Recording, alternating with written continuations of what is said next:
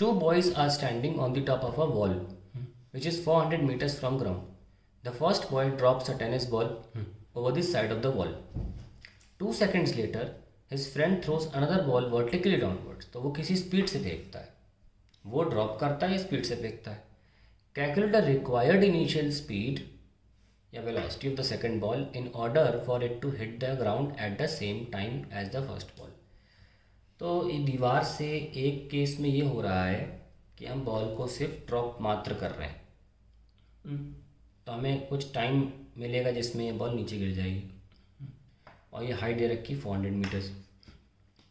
और एक केस में ये हो रहा है कि हम दूसरे लड़के से इसी बॉल को किसी स्पीड से फेंक रहे हैं, यू इनिशियल स्पीड प्रदान कर रहे हैं, और वो पहुंच जाती है नीचे 400 मीटर पर, टाइम सेम लगता है. तो हमें ये निकालना है कि स्पीड क्या होनी चाहिए कि टाइम सेम में पहुंच जाए, क्योंकि 2 सेकंड बाद भेजी गई है. सॉरी, मैं टाइम सेम बोल दिया, हाइट डिस्टेंस सेम है और टाइम 2 सेकंड कम लगता है क्योंकि हम 2 सेकंड के बाद भेजे हैं. तो अभी इसका टाइम निकाल लेते हैं भाई. S बराबर ut plus half g t square.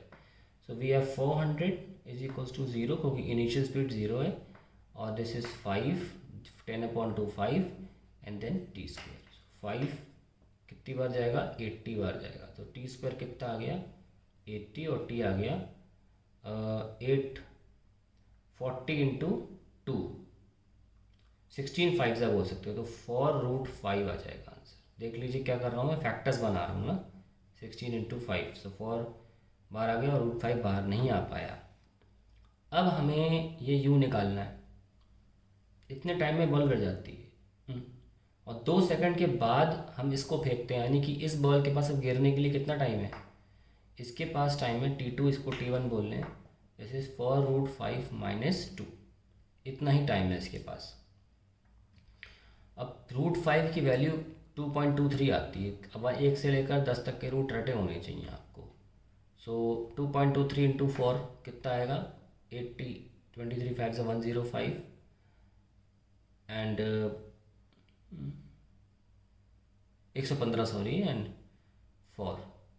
चलो कर ही लेते हैं यार. 3 4 ज़ा 12, 2 4 ज़ा 8 एंड 9 2 4 ज़ा 8, 8.92.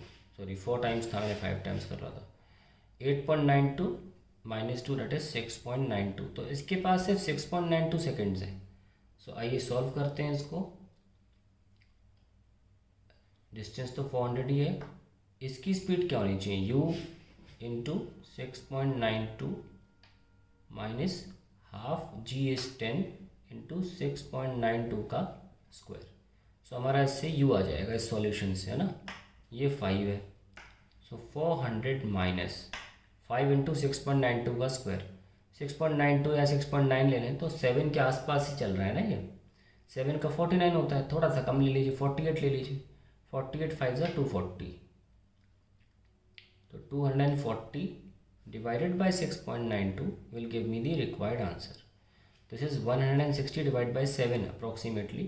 मैं इसको सॉल्व कर लेता हूँ. 160 divided by 7 लेकर सॉल्व करूँगा मैं.